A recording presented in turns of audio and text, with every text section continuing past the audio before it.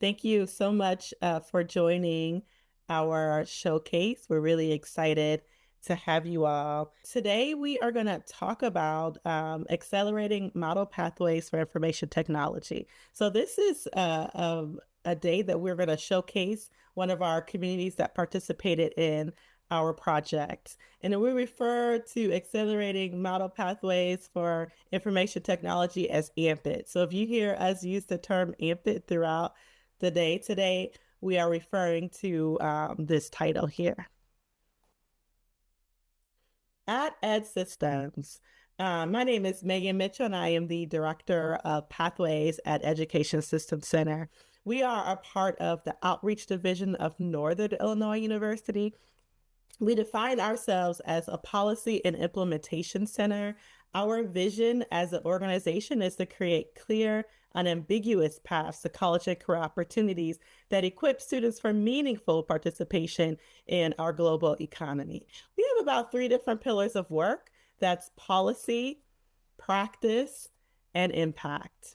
Our areas of practice include, but are not limited to, the following. That's college and career pathways, career connected and work based learning, transitional instruction, early college coursework, flexible learning, longitudinal data, and then collective impact networks. Today, we're going to do a quick overview of the AMPIT project, and then we're going to uplift Plainfield Community Consolidated School District 202. We're also going to lean into an IT dashboard that has a wealth of great information and data points for our communities to explore. We'll have a Q&A, and then we will end with a exit survey. So, what is AMPIT? Again, AMPIT is an acronym that stands for Accelerated Model Pathways in IT. This is a project or a program that was created to support students to earn up to or beyond 15 college credit hours in high school, with the minimum of 6 credit hours in IT. We started this program with various high school district participants, and you see that on your screen there. We also want to lift that our districts came to us in many phases of their pathway development process. And so part of this showcase is to really uplift the various ways that our high school partners lean into this pathway and create and continue to create pathways within IT. And so students who participated in this work were able to get access to work-based learning opportunities, consistent advising in IT, and also were supported as they transition into their partner colleges. And so what you'll see here are two of the pathway tiers. There's the Illinois Model Pathway, where of course we'd love our districts to get 15 plus credit hours by high school graduation, participate in Illinois Work-Based Learning Continuum, and then take those key career-focused, major-specific courses and avoid post-secondary remediation. And then two, there's a college and career pathway endorsement, which we're all quite familiar with in Illinois. And in that framework, students are required to earn at least 6 credit hours of career-focused courses by high school graduation, again, participating in the work-based learning continuum, avoiding those post-secondary remedial courses. And so we are excited to showcase an amazing pathway here within Plainfield School District. And so they're going to talk about their IT pathway and some of the great things that are happening. Again, we want to make sure that we're showcasing a wide array of various school districts that are at different spaces on the pathway continuum. And so I'm going to turn it over to my colleagues, Carl and Kate, to introduce themselves. Hello, my name is Carl Spencer. I am the classroom teacher over at Plainfield East High School. This is our first year running the program, so it's year one for us, but I've been with Plainfield for 12 years doing computer science for probably the last 8 or 9 of them. My name is Kate Morris. I'm the high school director of CNI in Plainfield, so I get to work with Carl. And I've been in the district for 23 years and in multiple different roles. So, Carl, I can take this one. I'm going to let Carl do most of the talking in regards to the specific program. He's the one that has his hands dirty in that more than me. But just so you guys are aware of our district, we are a large district. I think we're the fifth biggest district in the state of Illinois. We have 31 schools with approximately 25,000 students. We have 4 comprehensive high schools and 1 alternative school. Our alternative school is houses middle school and high school students. So generally speaking, about 8,000 high school students in the district. Demographics were 33% low income, 14% EL, 17% of our students have an IEP. Basically, this program came out of work that we've been focusing on with our 5-year strategic plan. We are wrapping up year 3 in that plan right now.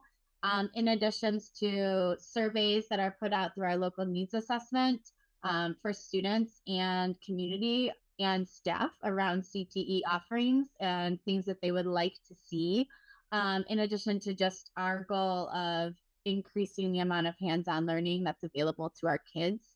So in terms of Plainfield, like we serve a very diverse population of students that are pre-K through 12. And we are very intentional the last few years with increasing offerings in our CTE electives.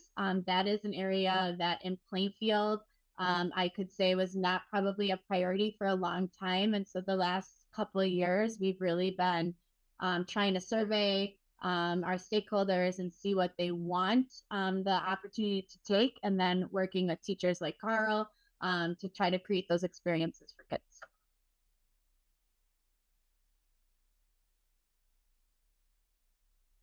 And again, I kind of went through some of this. So the structure, so I would say our course scope and sequence for this class is we are not officially a CCPE yet.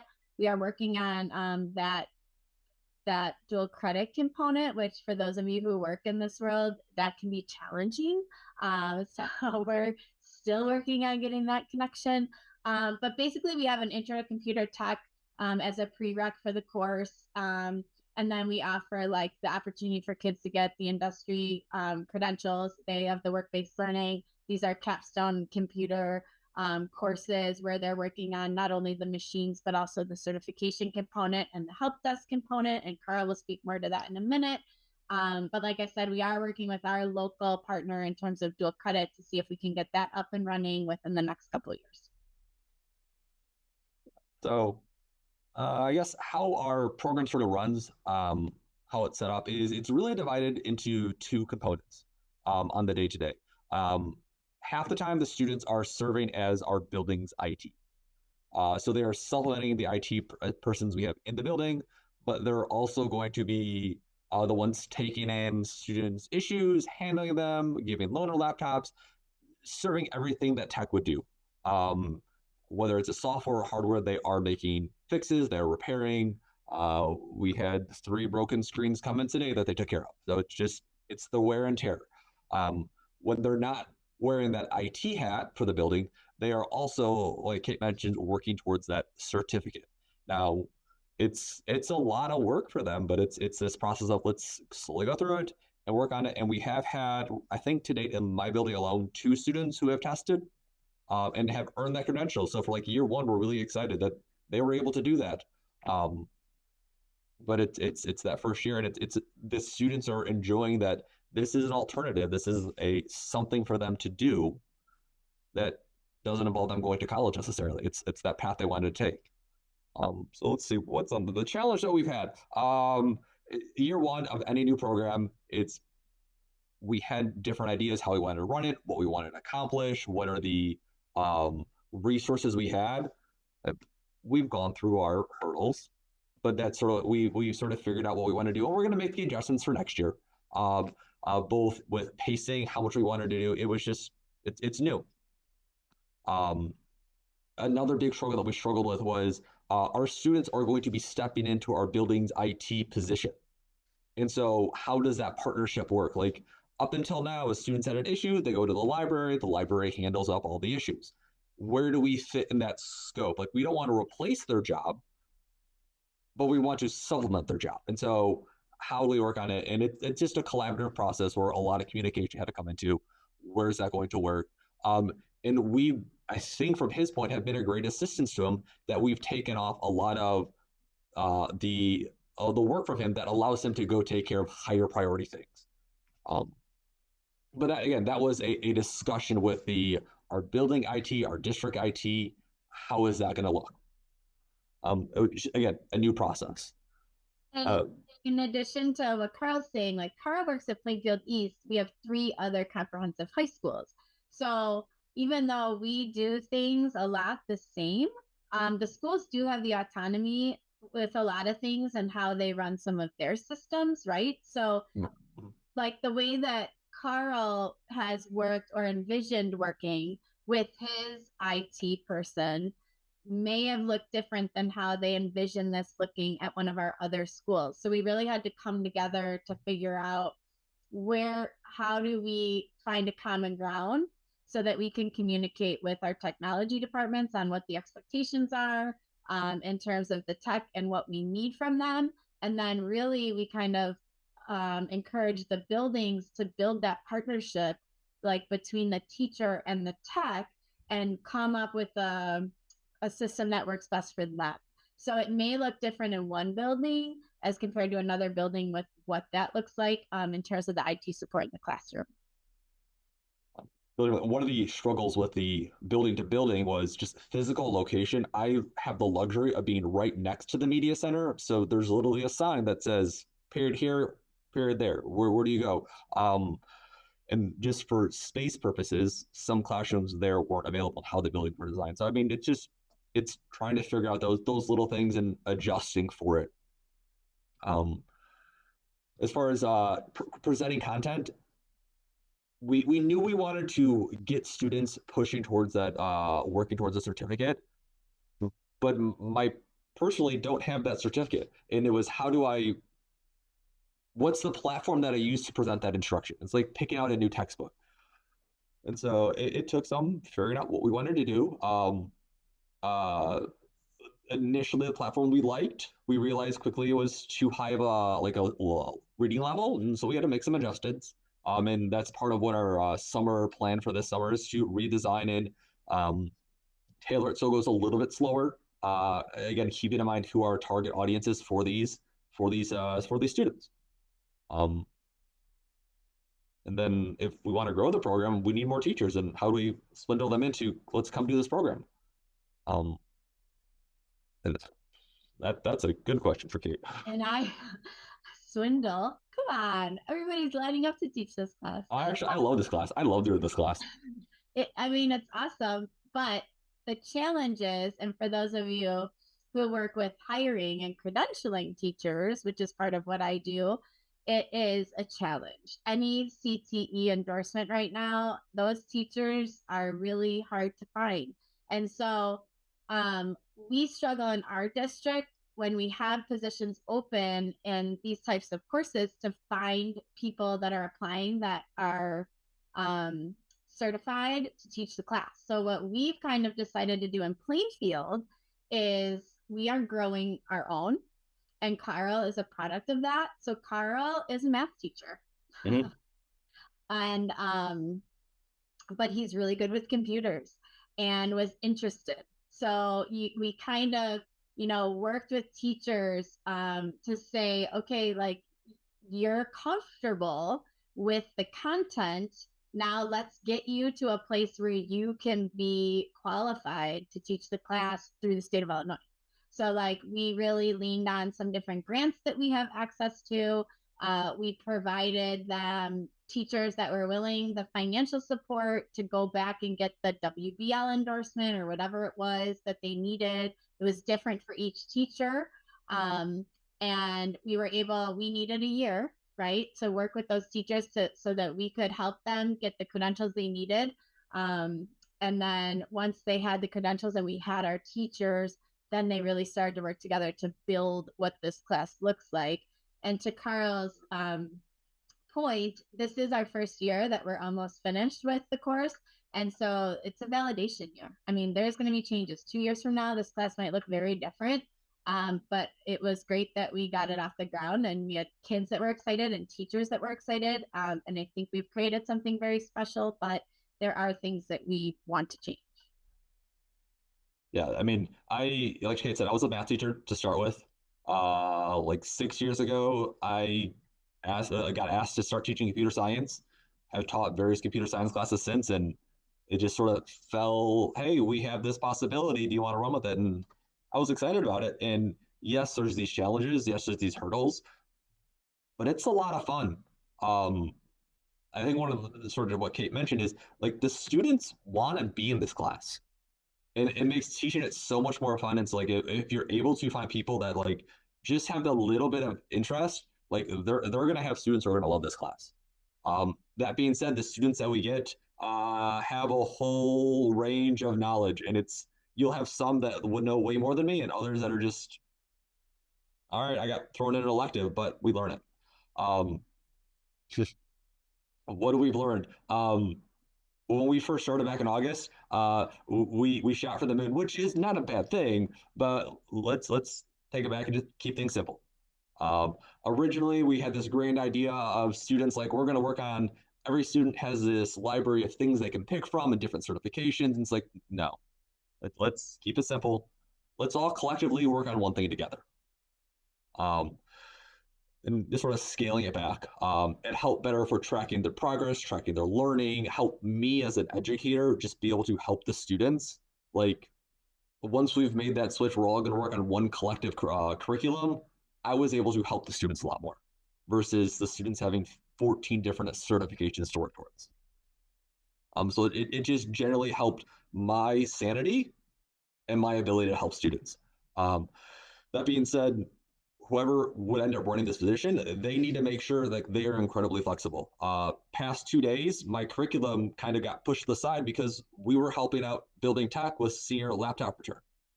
And that's what we did all day. So we were taking in senior laptops, checking them for repairs, checking for issues, cleaning them, getting them ready. And day to day, you don't know who's going to come in for IT help.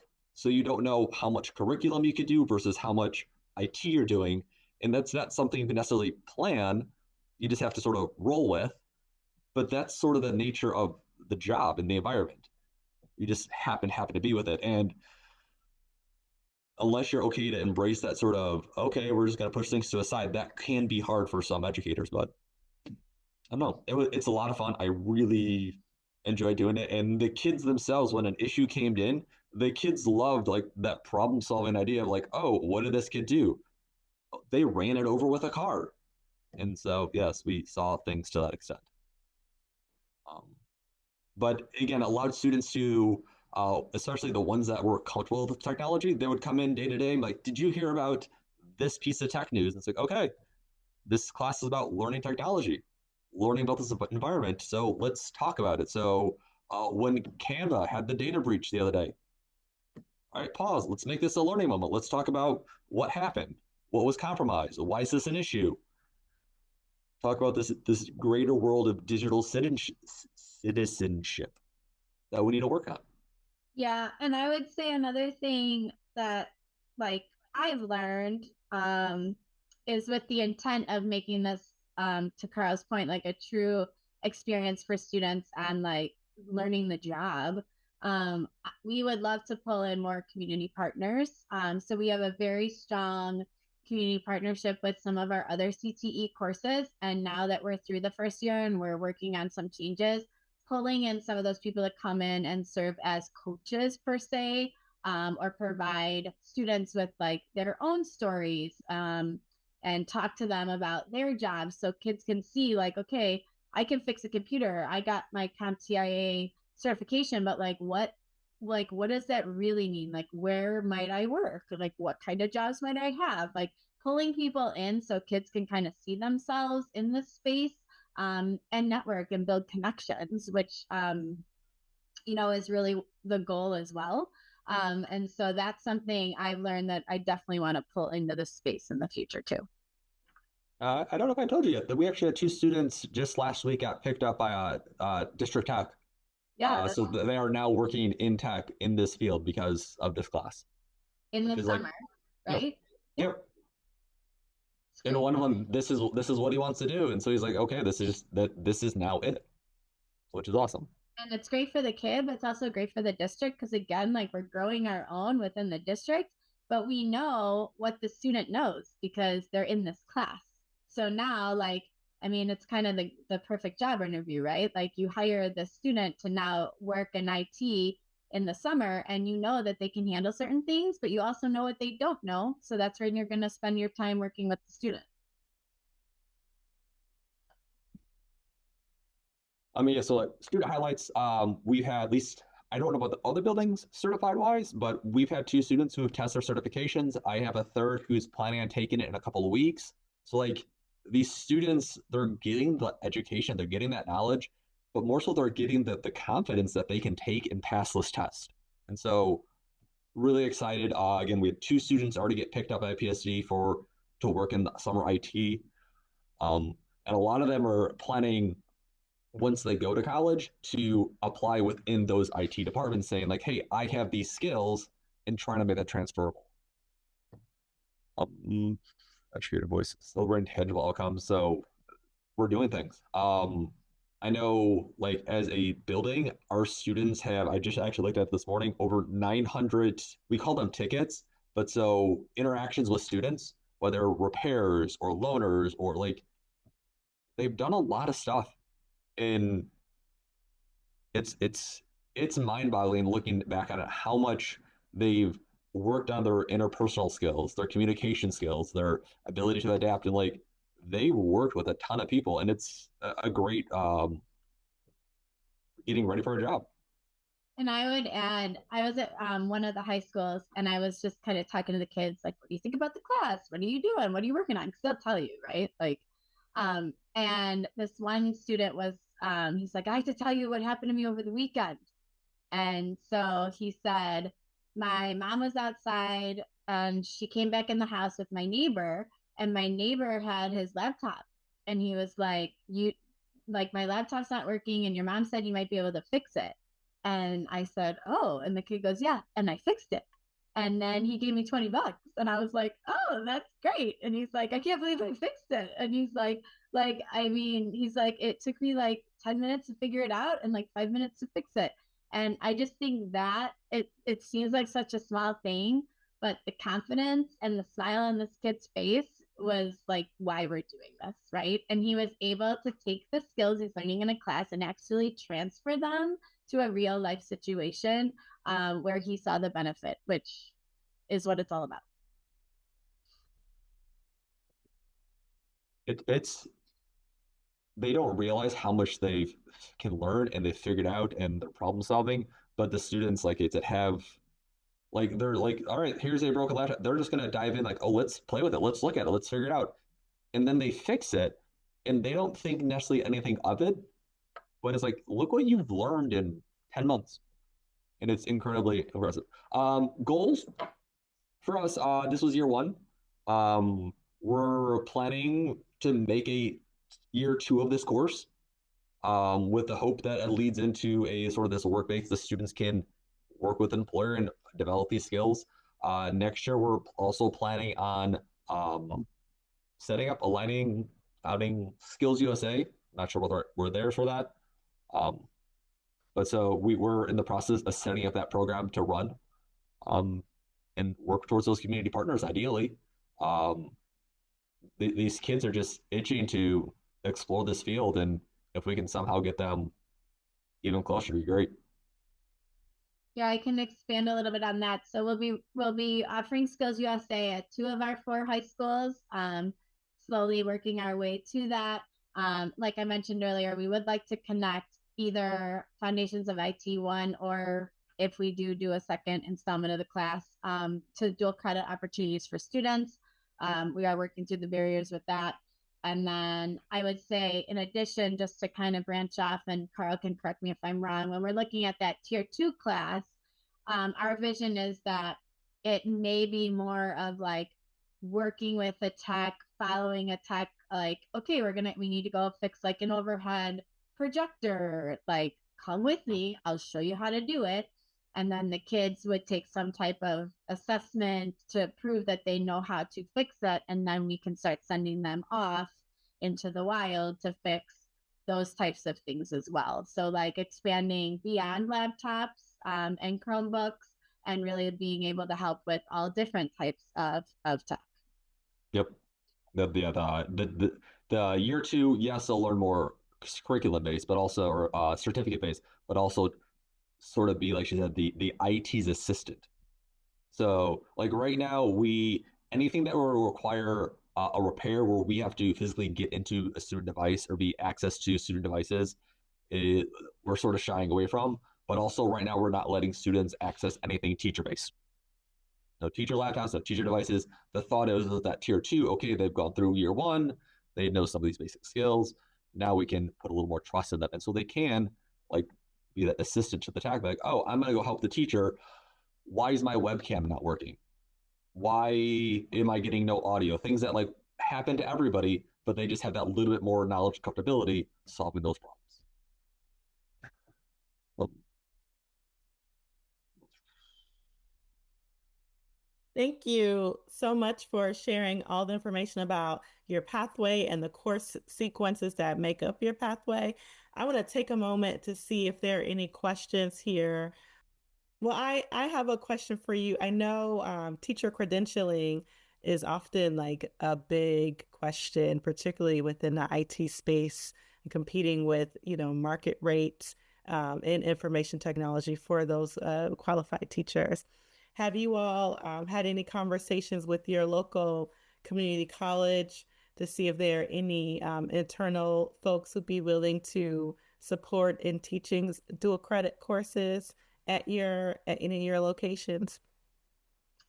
Yes. That is something that we've explored in this space, but also outside of CTE, because dual credit is credentialing teachers to teach dual credit in any area can be a challenge.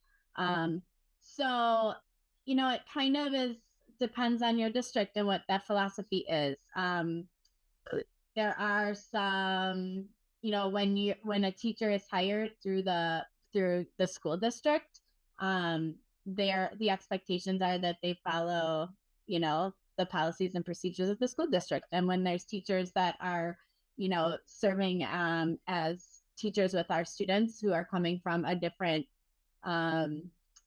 facility, you lose a little bit of that. So it's kind of weighing, right? Like what's more important to us?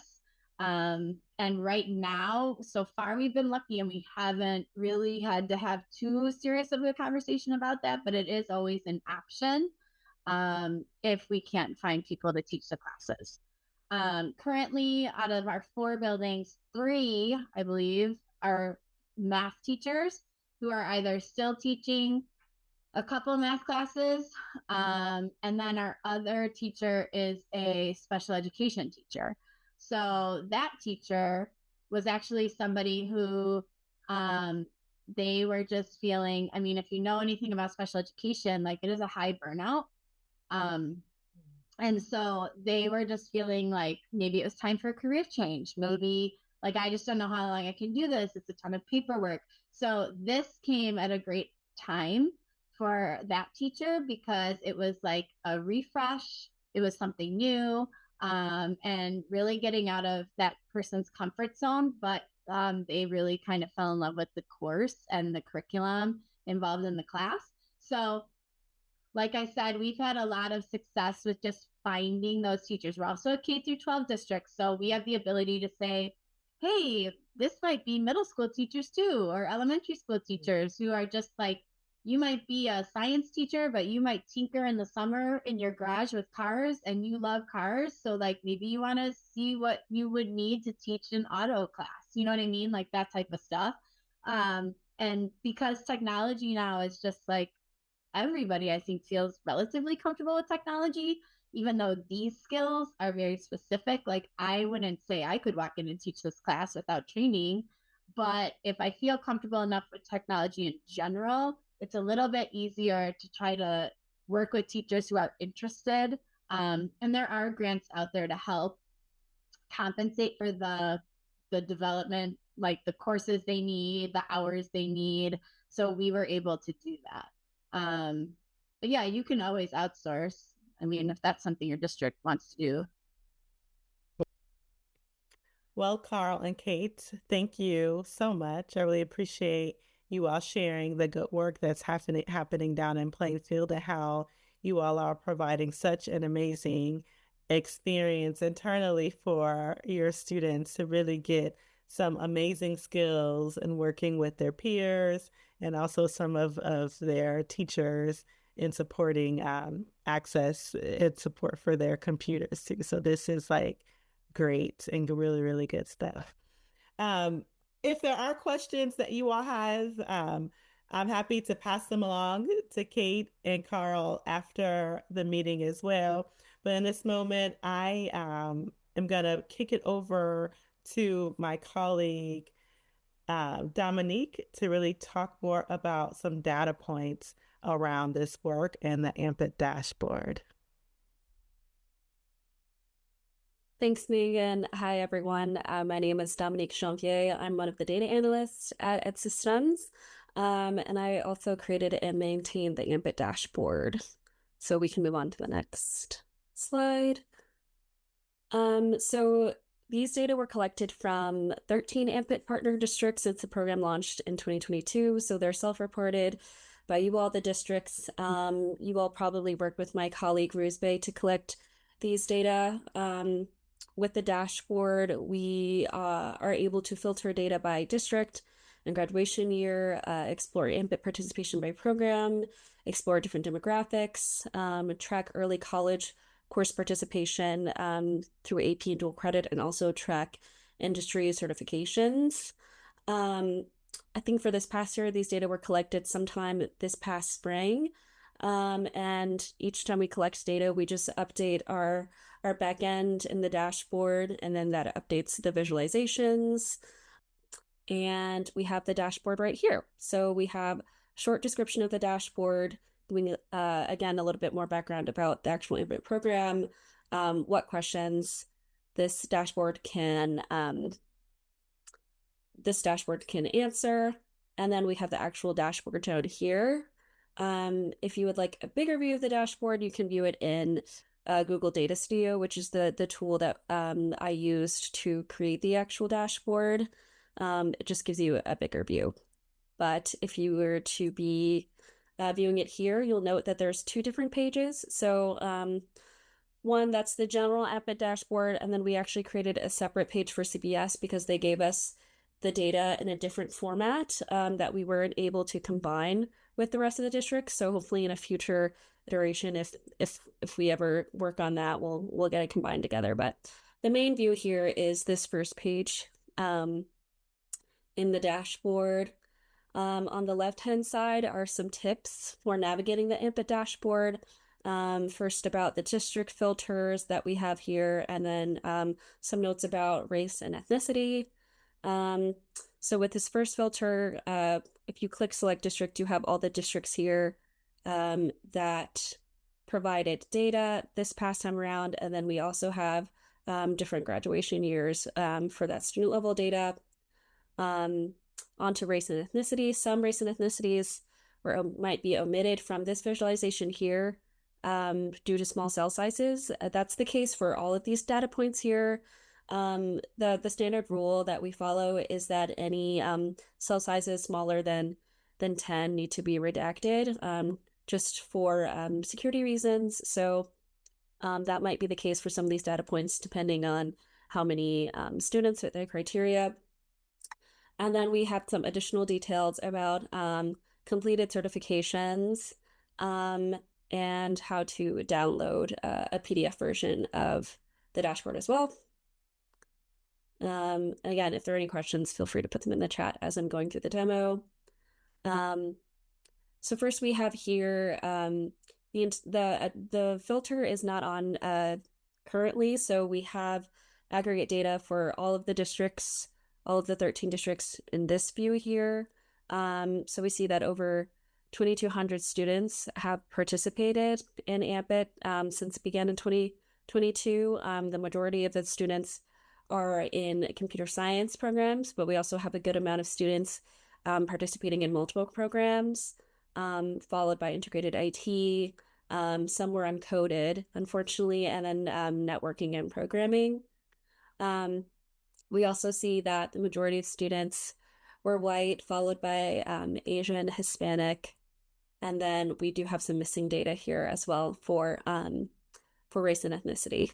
So there's that. And then on the bottom, we have aggregate data for our early college participation. So we have students who pass career line AP exams, students who pass AP exams in general, and then similar data points for dual credit. And lastly, the number of students who earned industry certifications. So that's mainly the dashboard.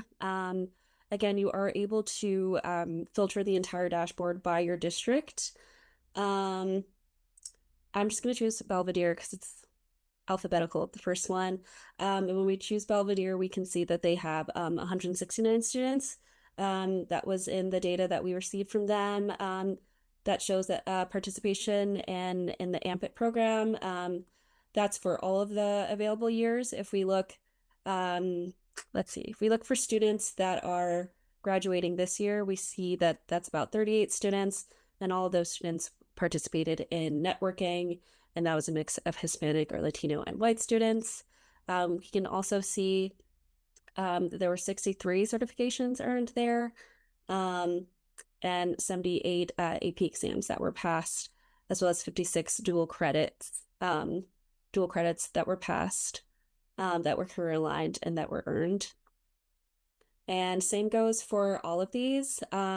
Just a note on the data, again, it is self-reported. So for a few districts, we might not have had the program number, so we don't have that program coded, or for a few districts, we might not have had demographic data for particular students, so those were omitted. So this dashboard really is, to the best of our ability, what we were able to collect from the districts, but it's just a nice way to sort of visualize and give an overview of the program as a whole. And I don't think we have anyone from CPS here. Please correct me if I'm wrong, but just to give you a preview, it's the same for CPS, pretty much, just a little different again, because the data that we received from them was aggregate rather than student level data. But you should still be able to get the same amount of data from them. If you wanted to just take a look, students by program, students by race, ethnicity, etc.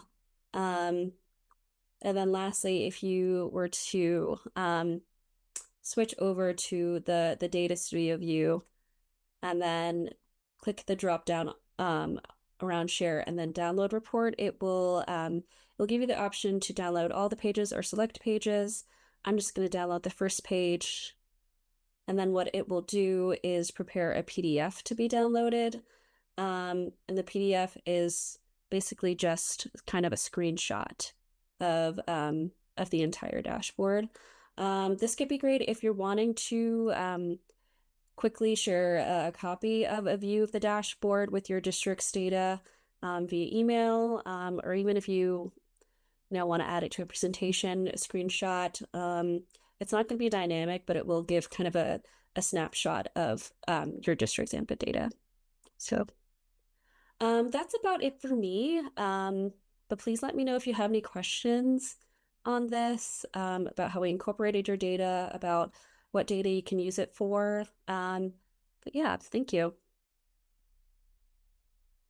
Dominic, what was most surprising for you in this process and gathering this information? I think it was really cool looking at all of the different certifications that students could earn, for sure. I was seeing that there were maybe less students than I would have expected earning certifications, but it's exciting hearing, for example, what we heard from Plainfield today, the way that students are engaging with the AMPIT program and all of the different certifications that are available to them. So hopefully in the future, we'll be able to see more students earning those certifications and getting that real life experience.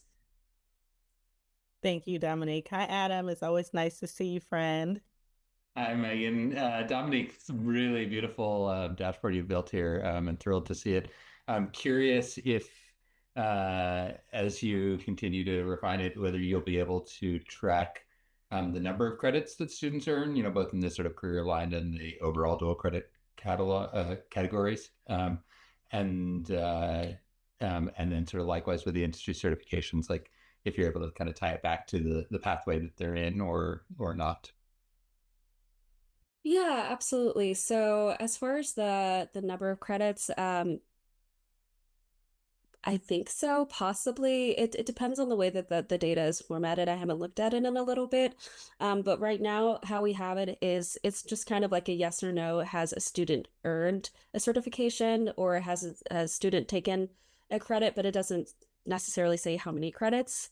So I think we'd have to maybe go back to districts and ask for additional data if we wanted to format the data in that way. And then as far as tying specific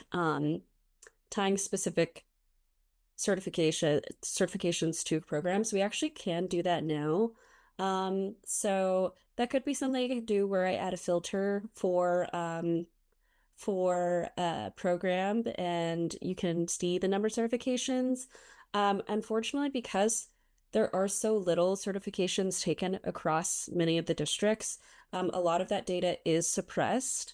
But yeah, so that's kind of why it's formatted the way it is, just to protect the privacy of the students and the district's data. But yeah, definitely like looking at credentials specifically and like what's going on there is of interest, not just in this program, but also in some of the other pathways programs that we're working on. So that's something that we definitely want to explore in the future. So thankful for your participation, all your support for today. Special thank you to Carl and also Kate from Plainfield. We really appreciate your support. Dominique, thanks for logging in here and showcasing all the hard work that you're doing on the data dashboard as well.